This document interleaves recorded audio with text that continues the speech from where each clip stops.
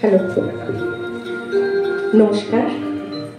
প্রতিদিন কাজ চলছে 5 দিন ধরে, তো একটু বিধ্বস্ত আছি, জানি না কতটা কি ভালো করতে পারবো, চেষ্টা করব। আমরা যার জন্য মেয়েরা শিক্ষার আলোয় আলোকিত হতে পেরেছি, আমার নিবেদন তার নামেই উৎসর্গিত বর্ণ পরিচয়।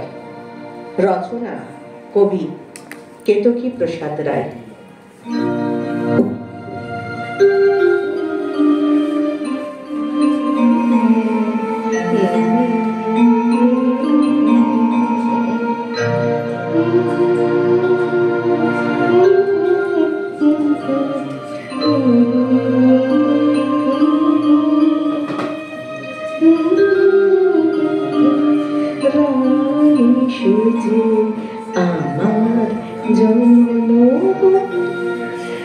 আসলে জানেন, আমার বাবা মানে শ্বশুর মশাই ভীষণ স্বদেশ পর্যায়ের গান শুনতে ভালোবাসেন।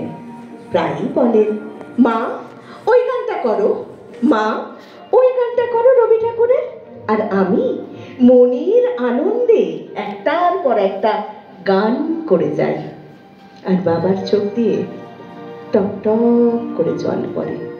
একদিন জিজ্ঞাসা করলাম, ও বাবা, আমি গান করলে তুমি কাঁদো কেন? বলে, মারে আমি তো চাষার বেটা, লেখাপড়া জানি না, কিন্তু যারা দেশের জন্য প্রাণ দিয়েছিল, যাদের জন্য এই মাতৃভূমি পেয়েছি, এই শস্য ক্ষেত পেয়েছি, তার জন্য কত মায়ের কোল খালি হয়ে গিয়েছিল, তাদের কথা ভেবে আমার চোখ দিয়ে জল পড়ে। আমি বললাম, একটা 65 বছরের গৃহ অশিক্ষিত বৃদ্ধের এত আত্মসম্মান, আর আমি লেখাপড়া শেখা শিক্ষিত মেয়ে ভালোবেসে বিয়ে করেছি রঘুকে, চাষির বেটা রঘু, টেনে টুনে ক্লাস 9 পর্যন্ত। সারাদিন চাষের কাজের পর সন্ধ্যায় তারই মধ্যে আড্ডায় না গেলে তো তার মনে ভরে না। আর বাড়ি ফিরে বউ পেটানো, কিস্তি কেওর। আগে খুব খারাপ লাগতো, এখন শুনতে শুনতে অভ্যেস হয়ে গেছে। আমাদের পরিবার 3 জনের, আমি, বাবা আর রঘু। জানেন, 5 বছর হয়ে গেছে আমার কোনো সন্তান হয়নি। পুকুর ঘাটে গেলে আমার সাথে কেউ কথা বলে না, বলে, বাজা বউ, যা, চলে যা, তোর ছোঁয়া জলও অসুচি। আজকাল তো রঘু বলতে শুরু করেছে, বাজা বউ, তোর জন্য সংসারের অকল্যাণ। বাবা কিছু বলতে এলে এত অশ্রাব্য ভাষায় কথা বলে। বাবা মাথা নিচু করে চলে যায়। শান্তিনিকেতনে গ্রামের শেষ প্রান্তে, ওই প্রান্তিকেরও পরে একটা আমার বাড়ি আছে। বাড়ি নয়, মাটির বাড়ি। দাওয়ায় বসে আমি রান্না করি, আর আরেকটা দাওয়ায় বসে বাবা জাল বোনে। শনিবারে সোনাঝুরির হাটে সেই জালটি বিক্রি করে। একদিন বৃষ্টি পড়ছিল সন্ধ্যেবেলায়, আমি রান্না করছিলাম, হঠাৎ মনে হলো কে যেন পেছনে এসে দাঁড়ালো। দেখি বাবা জিজ্ঞেস করলো, কিছু বলবে? মাথা নেড়ে চলে গেল। আবারও এসে দাঁড়ালো, জিজ্ঞাসা করলাম, কিছু বলবে বাবা? একটু ইতস্তত করছে। মানুষটা তো এরকম নয়, একটা আত্মসম্মানওয়ালা মানুষ এরকম ইতস্তত করছে। একটু ঝাঁঝিয়ে বললাম, কিছু বলবে বাবা? পেছন থেকে বাবা বার করে নিয়ে আসলো বর্ণ পরিচয়। আমি না কেঁদে ফেললাম। বললো, ওই শহরের বাবুরা এসে দিয়ে গেছে, বলেছে তোমরা অন্তত নাম সইটা করতে শেখো। আর সহজ পাঠ দিয়ে গেছে, শিশু ভোলানাথ দিয়ে গেছে। চাষবাসের পর সন্ধেবেলায় এগুলো তোমরা বাড়ির লোককে পড়ে দিতে বলবে। আমি জোর জোর করে কেঁদে বললাম, বাবা আমি কেন তোমার মেয়ে হলাম না? বাবা মাথায় হাত দিয়ে বলল, তুই তো আমার মেয়ে। তারপরের দিন থেকে আমার জীবনযাত্রা একদম পাল্টে গেল, একদম পাল্টে গেল। সন্ধ্যায় কাজের পর দরজা বন্ধ করে আমি বাবাকে পড়াতে বসতাম।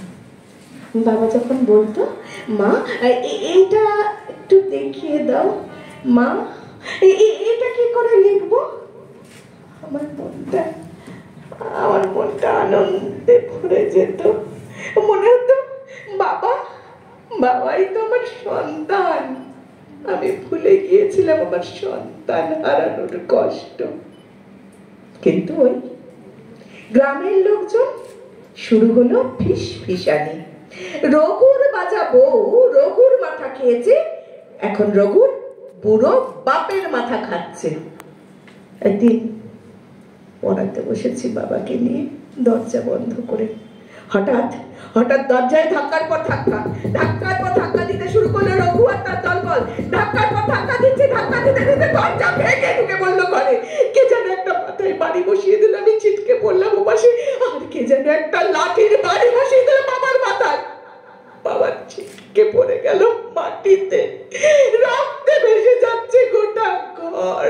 কিন্তু বাবার হাতে শক্ত করে ধরে রয়েছে বর্ণ পরিচয় উপেন্দ্র কিশোর রায় চৌধুরীর রামায়ণ মহাভারত সহজ পাঠ, যা বাবার রক্তে একেবারে লাল হয়ে গেছে। বাবা যেন কিছু বলতে চেয়েছে। আমি দৌড়ে গিয়ে বাবার মাথাটা কোলে নিয়ে বললাম, বাবা তুমি এরকম করো না, বাবা কথা বলো, বাবা আমার সাথে কথা বলো, তুমি আমাকে ছেড়ে যেও না বাবা। বাবা কি বলছো বাবা? আমি রঘুকে আলোর পথ, হ্যাঁ বাবা আমি রঘুকে আলোর পথ দেখাবো। বাবা কথা বলো, বাবা কথা বলো। কি বলছো? আমি রঘুকে মাফ করে দেবো, আমি মাফ করে দেবো বাবা, তুমি আমাকে ছেড়ে যেও না বাবা। কি বলছো বাবা? ওই গানটা শোনাবো? ও না বাবা, আমি গাইতে পারবো না বাবা। কি বলছো? আমি তোমার আলো, আমি তোমার বর্ণ পরিচয়। না বাবা, আমি তোমার বর্ণ পরিচয় হতে চাই না বাবা, আমি তোমার আলো হতে চাই না বাবা, আমি কিচ্ছু চাই না বাবা। তুমি বেঁচে থাকো, আমার সঙ্গে থাকো, আমার কাছে থাকো বাবা, তুমি আমাকে ছেড়ে কোথাও যেও না বাবা। আমি আলো হতে চাই না, আমি বর্ণ পরিচয় হতে চাই না, আমি চাই তোমার মতো সন্তানের মা হতে বাবা, আমি চাই তোমার মতো সন্তানের মা।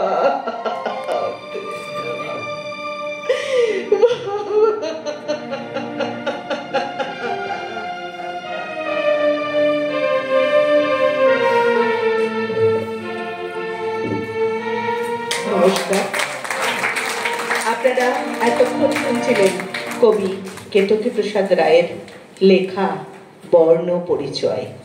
কণ্ঠে আমি নন্দিনী লাহা, আর দাদা আমার জন্য মিউজিক দিয়েছেন। দাদা জানতেনই না, দাদার জন্য একটা জোরে করতালি হয়ে যায়।